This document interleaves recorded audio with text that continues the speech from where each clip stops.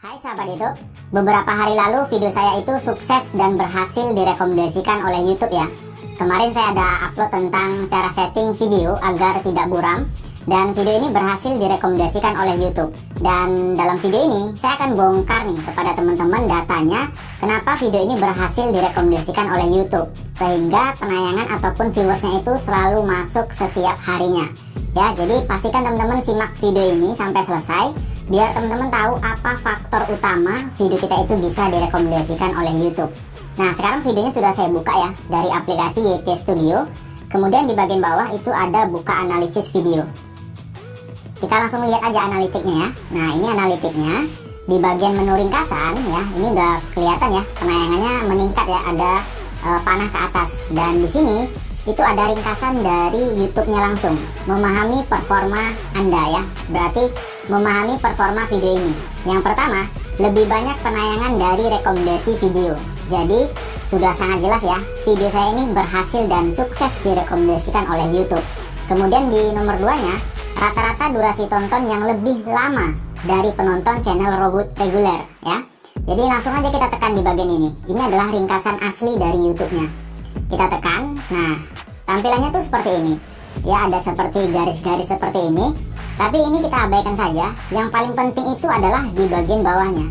Di sini YouTube sudah memberikan petunjuk dan tips ya untuk kita kalau ada video kita itu yang berhasil direkomendasikan oleh YouTube ya. Jadi kata-kata di sini adalah real ya dari YouTube-nya, bukan saya yang buat-buat. Nah, di sini tertulis ya, petunjuk dan tips ya. Video yang sangat menarik lebih cenderung direkomendasikan kepada penonton video serupa di beranda YouTube. Dan syarat berikutnya. Jadi kata kunci yang di sini adalah kalau kita mau konten kita itu direkomendasikan di beranda YouTube oleh YouTube ya, konten kita itu harus menarik teman-teman. Di sini udah jelas ya, harus menarik ya.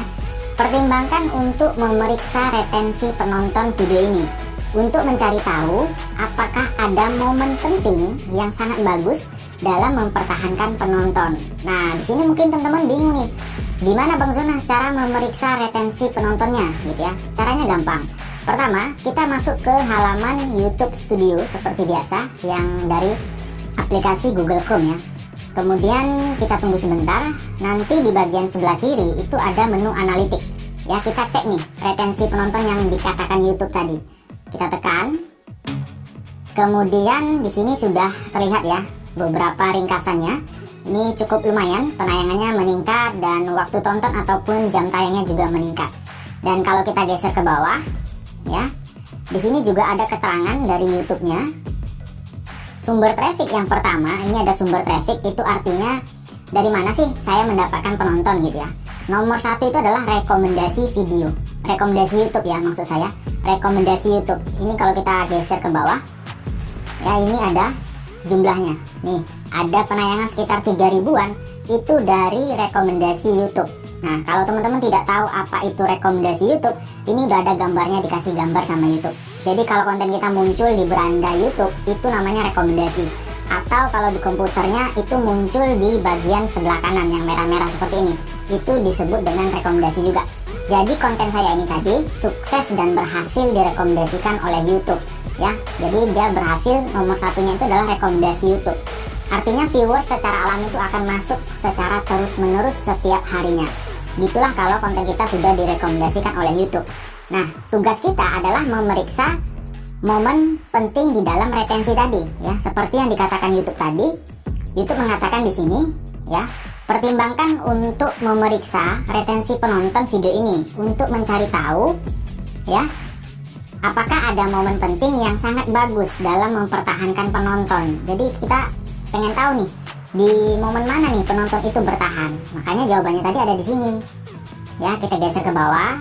Nah, di sini tuh ada 3. Kebetulan di sini saya dapat 3. Momen penting untuk retensi penonton. Ada intro, ada momen terbaik, ada penurunan.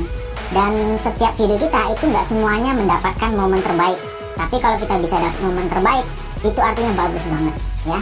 Ini keterangan dari momen terbaik. Kita baca di sini. Momen terbaik itu adalah penonton Anda menonton lebih lama dari biasanya. Bagus kata YouTube ya, good. Kalau penurunan itu adalah penurunan berarti penonton ya mengabaikan atau melewati bagian tertentu video Anda. Artinya dia skip ya. Itu namanya penurunan.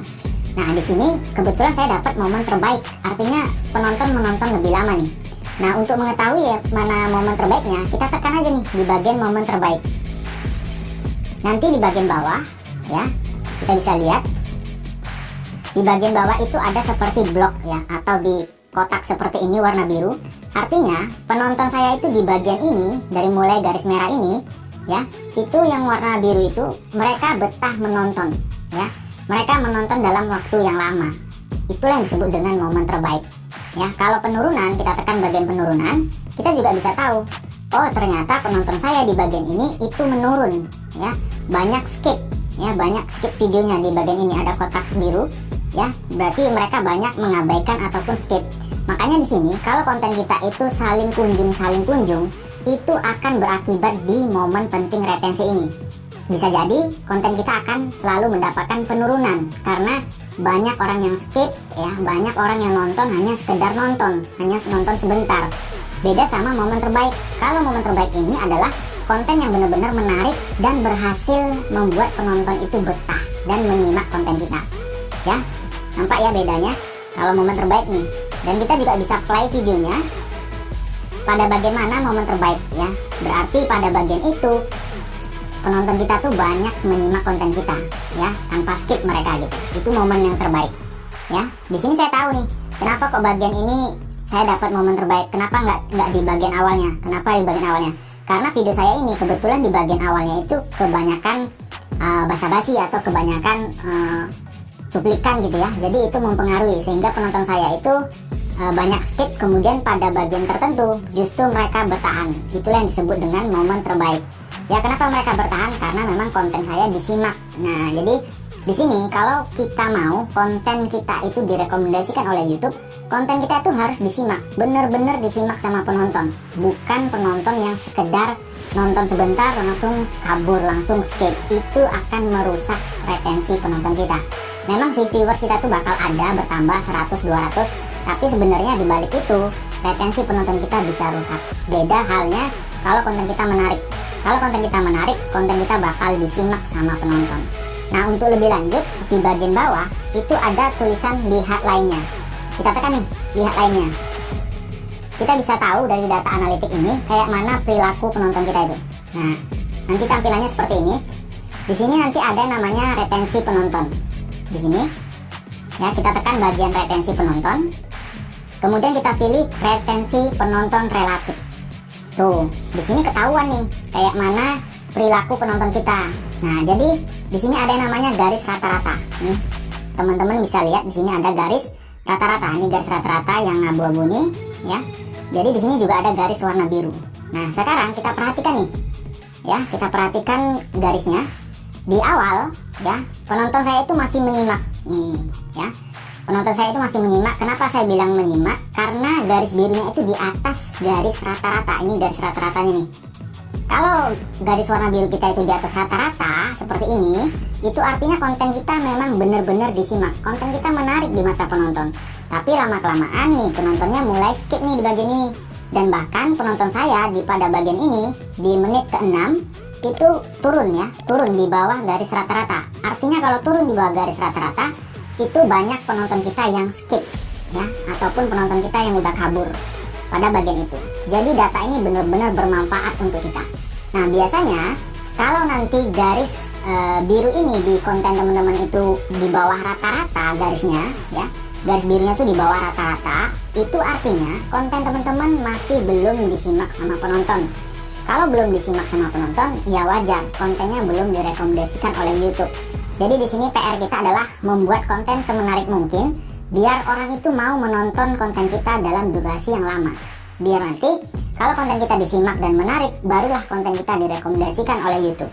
Jadi teman-teman bisa cek di setiap video teman-teman, coba cek garis birunya ini.